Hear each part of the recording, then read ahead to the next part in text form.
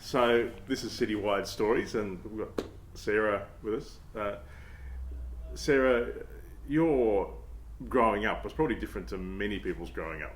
Yes. Tell us about that. So I grew up in the Karen community from a very young age. My family settled new arrival Karen refugees to Tasmania. So I was very involved with the Karen people and the Karen culture from a very young age. Do you think that's part of why you've got a real love for languages?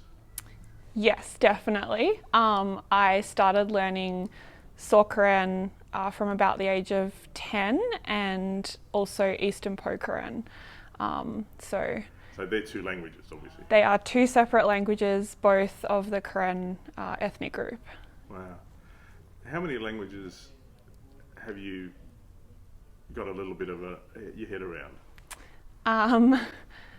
A lot. So Karen, Eastern Karen, a little bit of Burmese, a little bit of Thai. I did Japanese and French in school, and I'm doing Spanish and Irish now. My head hurts. Like I did French for 6 years, and all I learnt was that Yoplait isn't French for yogurt. Anyway, that's a whole other thing. Now you've got a real heart for Burma and the Korean people, don't you? Yes, definitely. And as part of that, you've actually visited and been there? I was living first in Thailand on the border, the Thai-Burma border. I was teaching in a Christian orphanage for a little bit, and then later in rural Karen state in a village where I was living for a while. So give us a picture of what life is like in Burma right now. What's it? At the moment, there is a lot of unrest. Obviously, it's been in the news. People would have seen it. And I spoke about it a little bit at Easter of the coup that's been happening there. And that has significantly affected not only people in the capital cities, but definitely in the rural areas as well.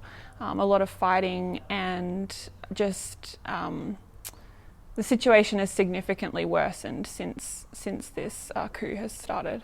One of the challenges for us, we only see what's on the news, and at the moment it's mainly the Olympics, Yes. and Burma's kind of faded into the background. It was there pretty strongly for a week or two, but that doesn't mean the problems have gone away.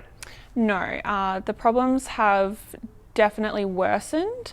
The Karen conflict in itself has been going on for over 70 years. It's known as the longest civil war in the world, but this coup has just exacerbated it and made it a lot worse for the villagers. So if we can't see it on the 6 o'clock news, where do we find information? How do we connect with and pray for what's happening there?